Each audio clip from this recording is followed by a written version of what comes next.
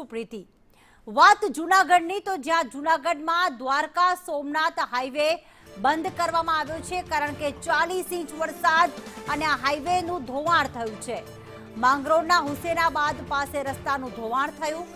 નોળી નદી પરનો બ્રિજ ધોવાતા વાહન ચાલકોને હાલાકી પડી રહી છે। રસ્તો ધોવાતા વાહન વ્યવહાર અહીં બંધ થયો છે તો અનેક વાહન ચાલકો અહીંયા અટવાયા છે। જૂનાગઢના માંગરોળમાં 40 ઇંચ વરસાદ થતા ઠેર ઠેર પાણી ભરાવાના દ્રશ્યો તો સર્જાયા છે પરંતુ સાથે રસ્તાઓનું ધોવાણ થયું છે। અહીંયા સોમનાથ દ્વારકા હાઈવે જે છે ત્યારે રસ્તાનું ધોવાણ થતા હાઈવેનું ધોવાણ થતા વાહન ચાલકો ત્યાં અટવાઈ પડ્યા છે। કેતન ઓઝા જોડાઈ ગયા છે। કેતન, કેવી સ્થિતિ સર્જાઈ છે? કારણ કે જે આકાશી દ્રશ્યો જોવા મળી રહ્યા છે, રસ્તાનું ધોવાણ થયું, વાહન ચાલકો ત્યાં ને ત્યાં જ ઊભા છે, અટવાઈ પડ્યા છે, કેવી પરિસ્થિતિ સર્જાઈ છે ત્યાં?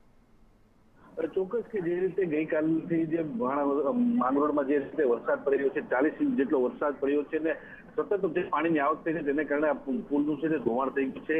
દ્વારકા સોમનાથનો જે હાઈવે છે તે માંગરોળના હુસેનાબાદ પાસે જે છે રસ્તો ખૂબ જ ધોવાઈ ચૂક્યો છે। ખાસ કરીને 20 ફૂટ જેટલા ખાડો પડી ગયો છે તેને કારણે વાહન વ્યવહાર અટકી અને વાહનો અટવાયા છે। ખાસ જે રીતે નોળી નદીમાં બ્રિજ છે આ તેની ઉપરથી આ પાણી પસાર થઈ ગયું હતું અને પાણી પડવાને કારણે જે છે આ રોડનું ધોવાણ થયું છે। ત્યાં આકાશ સ્પષ્ટ દેખાય છે કે કેવી તારાજી સર્જી છે તે અહીં જોઈ શકાય છે।